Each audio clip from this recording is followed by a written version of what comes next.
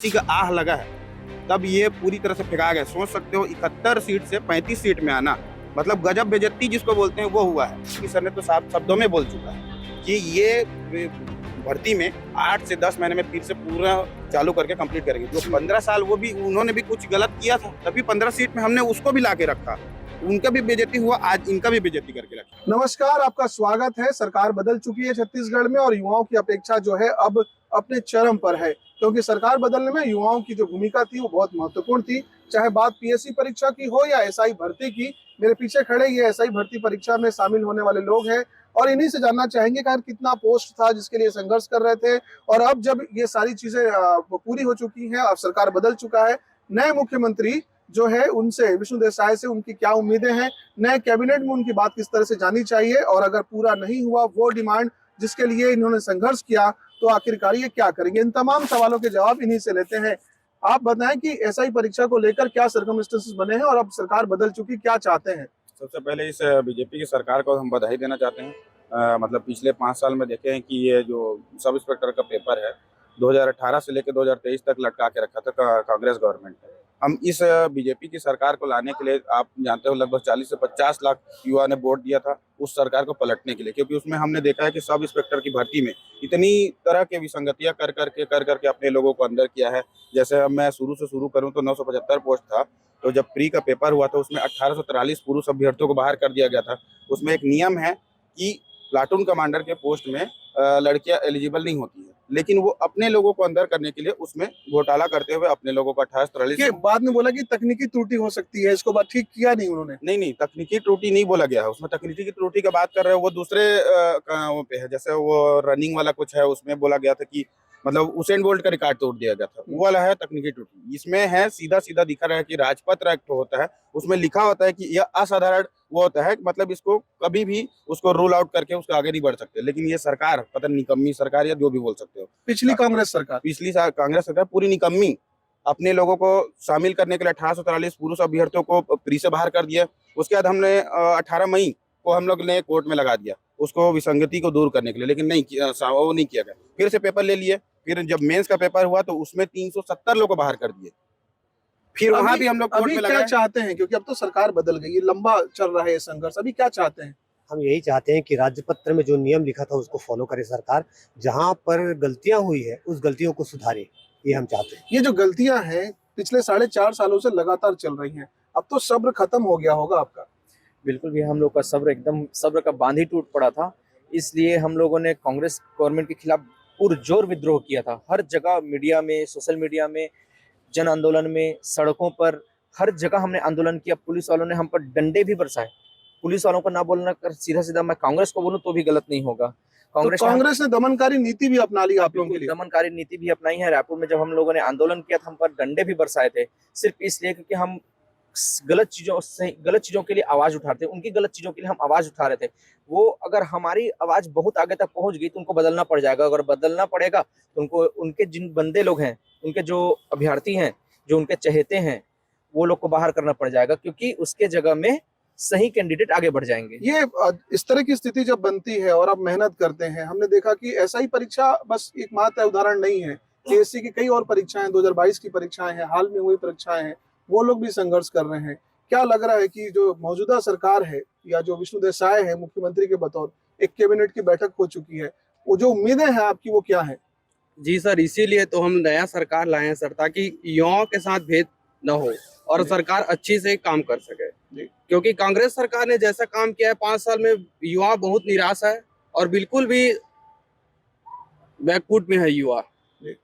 ये जो नाराजगी है, हम पीछे खड़े लोगों से भी बात करना चाहेंगे कि आखिरकार ऐसा होता है अक्सर कि सामने के लोग अच्छे से बात कर पाते हैं, पीछे के लोग सुनते हैं उनको। क्या लग रहा है इनकी जो व्यथा है वही व्यथा आपकी भी है। यस सर, जैसे कि देखा जाए कि जैसे कि एसआई भर्ती प्रोसेस है और राजपत्र के विरुद्ध किया गया है, हम लोग चाहते हैं कि राजपत्र के आधार पे किया जाए। नए वाले मुख्यमंत्री से या उनके कैबिनेट से क्या उम्मीदें हैं आपको। यस सर, हमको पूरी उम्मीदें हैं, क्योंकि ओपी चौधरी सर भी, हम लोग जब आंदोलन किए तो ओपी चौधरी सर भी आए थे, पार्टिसिपेट किए। ओपी चौधरी का नाम जरूर युवा लेते हैं, जाहिर सी बात है उनसे ज्यादा अपेक्षाएं होंगी डिप्टी सीएम के लिए, उनका नाम काफी चलाया जा रहा था। ऐसे युवा लोगों को अगर आगे किया जाए, ओपी चौधरी को आगे किया जाए, क्या लग रहा है कि आपकी समस्याएं वहां खत्म हो जाएंगी। जी जी, हमारी समस्याएं सुधर सकती है, क्योंकि युवा हैं, वो भी युवा उप मुख्यमंत्री यदि होते तो युवाओं का क्या बोलते, क्योंकि उनको प्रशासनिक अनुभव है, पूरा प्रशासन, मतलब प्रशासन के द्वारा क्या क्या गलतियां की गई है इस एग्जाम में, उस एग्जाम को गलती को सुधारने का प्रयास किया जाता, ऐसी हमको उम्मीद है। एक सवाल जो सभी के जहन में आता है वो ये कि आखिरकार आगे क्या। अब अगर ओपी चौधरी से भी बात नहीं बनी, डिप्टी सीएम से 2 बात नहीं बनी, मुख्यमंत्री से बात नहीं बनी, क्या करेंगे? सर पूरे 5 साल है सरकार के, हम पूरा भरोसा किए हुए हैं। ओपी सर ने भी हमको वादा किया था, सीएम सर से भी हम मिल के आ चुके हैं, और जो अगले गृह मंत्री बनने वाले हैं हमारे विभाग के लिए, उनसे भी हम बात करने की कोशिश और करेंगे। कौन बनने वाले?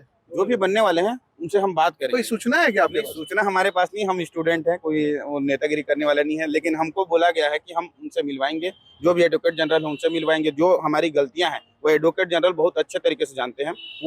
वो हमारे एडवोकेट जनरल के थ्रू हम कोर्ट में भी लड़ेंगे, गृह मंत्री के थ्रू हमारी बातों को पहुंचाने की कोशिश करेंगे। ओपी सर ने तो साफ शब्दों में बोल चुका है कि ये भर्ती में 8 से 10 महीने में फिर से पूरा चालू करके कंप्लीट करेंगे। जो 5 साल से कंप्लीट नहीं कर पाए 6 साल से, उसको 8 से 10 महीने में करके देंगे। हमको गारंटी दिया गया है, क्योंकि इसमें वो खुद जान रहे हैं कि इसमें बहुत सारी विसंगति हुई है।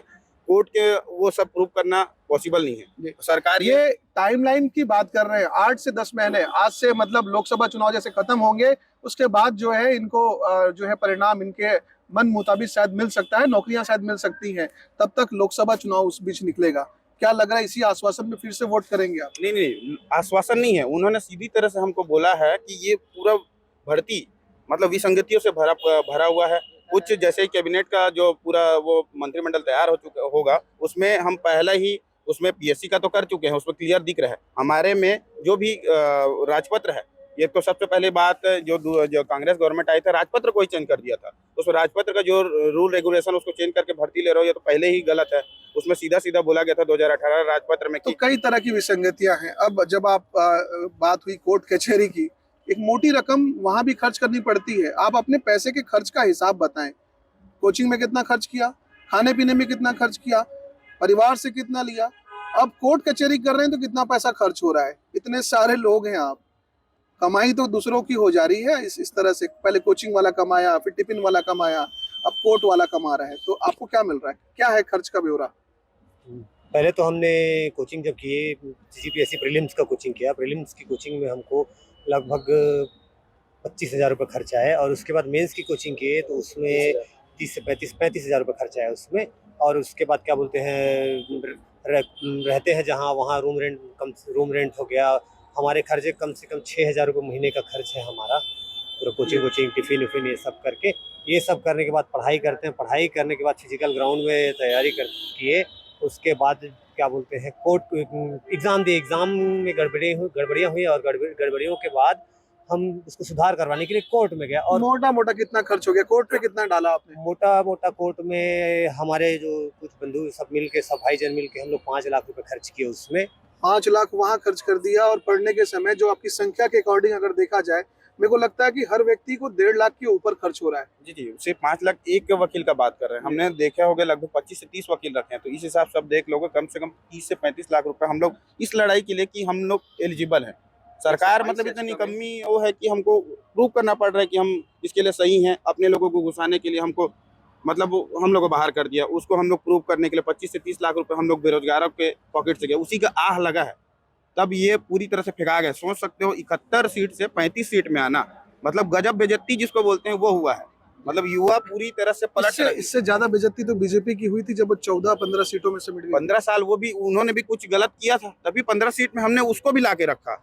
उनका भी बेइज्जती हुआ, आज इनका भी बेइज्जती करके रखा। मतलब इन युवा सब के बीच जो है युवाओं की भी काफी बेइज्जती हो रही है। वो बोल रहे हैं कि क्या करते हो भाई, बोले एसआई की तैयारी, कब लगेगी नौकरी पता नहीं, उम्र क्या हो गई, शादी की हो गई, परिवार वाले भी दबाव है काफी। मतलब तो लड़की नहीं मिल रही वो अलग बात है, परिवार आगे कैसे बढ़ेगा, बेरोजगारी का ठप्पा भी लगा हुआ है। अभी कोई वर्तमान में अगर कोई गाली दे दे तो शायद उतना बुरा ना लगे जितना अगर कोई ये बोल दे कि ये तुम बेरोजगार हो। ये मानसिक प्रताड़ना है सर, ये इसको और सीधे शब्दों में सिर्फ मानसिक प्रताड़ना बोला जा सकता है और कुछ भी नहीं। ये हमारे लिए ये 5 साल जो गुजरा है ना कांग्रेस गवर्नमेंट में, बीजेपी का जितना जितना जरूरी नहीं था उससे कहीं ज्यादा जरूरी था कांग्रेस का हारना।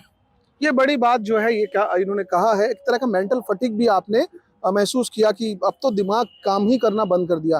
क्या लग रहा है आप जैसा हालत बाकी लोगों का भी है? जी सर, सबका हालत तो एक ही है, क्योंकि कांग्रेस सरकार ने 5 साल तो ऐसा किया है, मतलब पूछो ही मत। चाहे सीजीएसआई का भर्ती हो, चाहे सीजीपीएससी का हो, चाहे असिस्टेंट प्रोफेसर का हो, सब में भ्रष्टाचार हुआ है। और ऐसा कोई एग्जाम नहीं है जो बिना कोर्ट का सॉल्व हुआ है, सब में कोर्ट के उससे हुआ है। जी, ये हमने देखा कि जब लंबे समय तक अवसाद में रहे यूथ या फिर डिप्रेशन में हो जाए, एक तरह की एंजाइटी बन जाती है, स्वभाव में जो है परिवर्तन आता है, थोड़ा चिड़चिड़ा हो जाता है, थोड़ा एरोगेंट होता है, घर काम में मन नहीं लगता, अपने आप को मिसफिट मानता है सोसाइटी में, दूसरे काम के ऑप्शन भी थोड़े से कमतर लगते हैं। ऐसी ऐसी बात होती है क्या?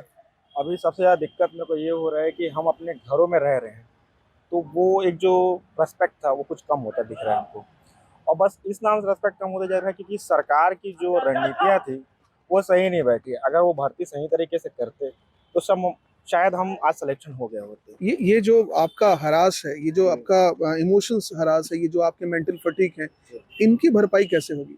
इनकी भरपाई सर मैं यही चाहता हूँ कि ये भर्ती प्रक्रिया को पूरी तरह से रद्द करके एक नए तरीके से भर्ती प्रक्रिया को आगे बढ़ाया जाए और जो एलिजिबल रहें उनको उसके पोस्ट किया जाए। ये एक नई बात इन्होंने कह दी, क्योंकि अब ये जो है सिचुएशन काफी आगे निकल गया है। रद्द कर देने वाली जैसी स्थिति समझ में आती है क्या आपको? बिल्कुल समझ में आती है, क्योंकि पूरी प्रक्रिया को ही विसंगति से भरे हुए आगे बढ़ा रहे हैं। अगर इसको रद्द करेंगे, नहीं करेंगे, तो वो लोग पहुंचेंगे जो पैसा दिए हुए हैं या कुछ और माध्यम से अपने जो या तो सरकार की गलतियों से या पैसे के माध्यम से, जो भी अपने उसके माध्यम से अगर जाएंगे, तो उसमें अब सब इंस्पेक्टर जैसे पोस्ट में अगर ऐसे लोग जाएंगे तो सोच सकते हो कैसे धांधली होगा आगे। अपना जो खर्चा है वो कैसे निकालेंगे, और इतना जो इस तरह के लोग हैं वो क्या कुछ कर सकते हैं अव्यवस्थाएं। बिल्कुल, अगर वो अभी पैसा दे के अगर अंदर जा रहे हैं तो वहाँ कितना पैसा खाएंगे वो सोचो। भ्रष्टाचार से ही शुरू होता है तो भ्रष्टाचार उसमें और बढ़ते जाते हैं। पैसा पैसे को खींचता है, उसी तरह भ्रष्टाचार भ्रष्टाचार को खींचता है। ये महत्वपूर्ण बात है जो इन युवाओं को समझ में आता है कि अगर करप्शन के साथ आप आगे बढ़े तो आपको वो आगे और भी बढ़ाना पड़ेगा, और इसका जो परिणाम होगा वो जो है दोधारी तलवार जैसा होगा, जिससे ना सिर्फ दूसरे कटते हैं बल्कि आप भी उससे कटेंगे। आज की चर्चा में हमने ये जानने का प्रयास किया कि सरकार के लिए इनकी क्या अपेक्षाएं हैं, इन सरकार बदलने में इनकी महत्वपूर्ण भूमिका थी। एक और बात जो हम इनसे जानना चाहेंगे, इन शुरुआती दिनों में, शुरुआती हफ्तों में ये बीजेपी के मंत्रिमंडल को किस तरह से देखना चाहते हैं, मुख्यमंत्री के काम को किस तरह से आंकना चाहते हैं, और आगे जो इनकी रणनीति होगी वो क्या होगी। कई सवाल एक साथ हमने वो कह दी। सबसे पहले जो सवाल है वो ये बताएं कि अब जो सेटअप है मंत्रिमंडल का होने जा रहा है, दो डिप्टी सीएम है, एक सीएम है, क्या लग रहा है, ठीक ठाक चल रहा है, इसमें कोई परिवर्तन की दरकार होगी? डिप्टी सीएम का पद है एक हिसाब से ठीक है, क्योंकि सीएम के ऊपर सीधा सीधा एकदम से ज्यादा बोझ है, वो थोड़ा कम रहेगा। डिप्टी सीएम को कोई विशेषाधिकार होता नहीं है, तो पहले एक था, अभी दो है, एक ले डूबा और दो ये क्या संभाल पाएंगे? बिल्कुल संभालना चाहिए, क्योंकि क्या बोलते हैं, इस थोड़ा सा बोझ तो कम रहेगा मुख्यमंत्री के ऊपर।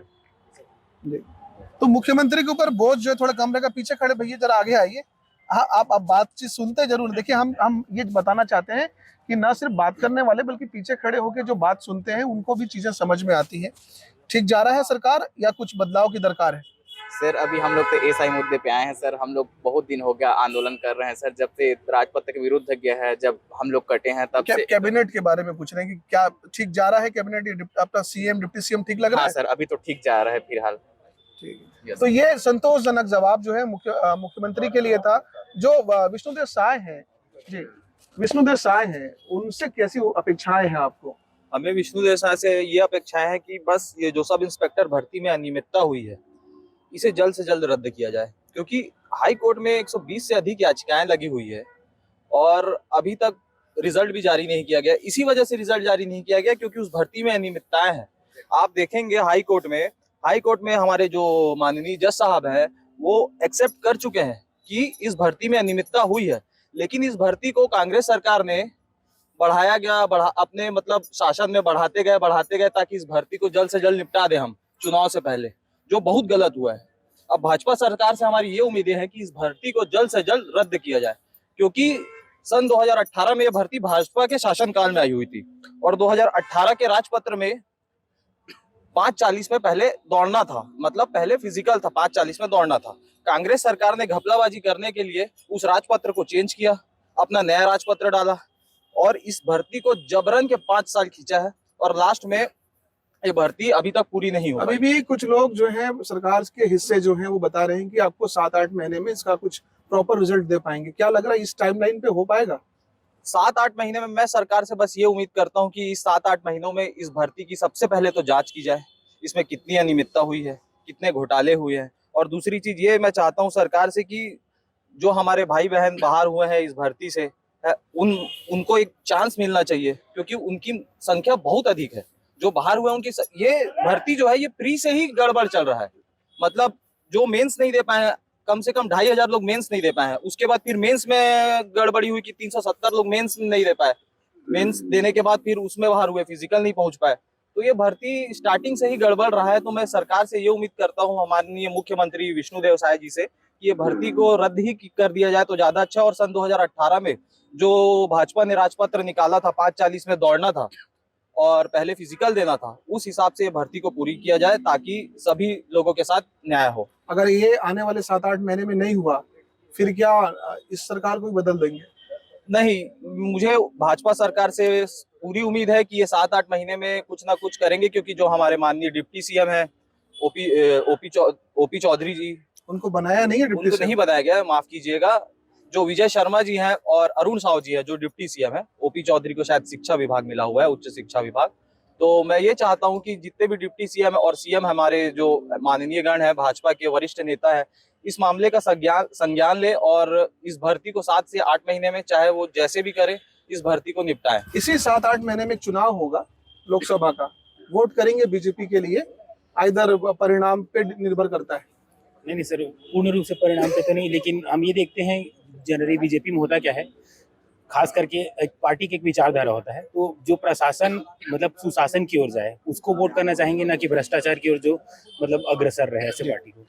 कुल मिला के इस बातचीत का कमोबेश ये मतलब निकाला जा सकता है कि इन्हें बड़ी उम्मीदें हैं नए सरकार से, नए मुख्यमंत्री से, नए डिप्टी सीएम से, और ऐसे नाम से जो कैबिनेट में अभी नहीं है। उदाहरण के लिए ओपी चौधरी से भी इन्हें काफी उम्मीदें हैं। ऐसी उम्मीदों को कैसे जो है वो पूरा किया जाता है, और अगर इस नई सरकार उम्मीदों में खरा नहीं उतरी तो जैसा कि आप जान रहे हैं कि युवा शक्ति सबसे ज्यादा प्रभावशाली है, और जैसा कि छत्तीसगढ़ का इतिहास रहा है बीते 23 सालों में, ये अप्रत्याशित परिणाम देने पे जो है विश्वास रखते हैं। ऐसी स्थिति में निश्चित तौर पर सरकार को इस मामले में गंभीरता बरतनी चाहिए और उन्हें इन युवा बेरोजगारों का ख्याल रखना चाहिए। अगर ऐसा नहीं हुआ तो परिणाम के लिए भी तैयार रहना चाहिए। कैमरा पर्सन इम्तियाज के साथ मनीष शरण, छत्तीसगढ़ तक, बिलासपुर।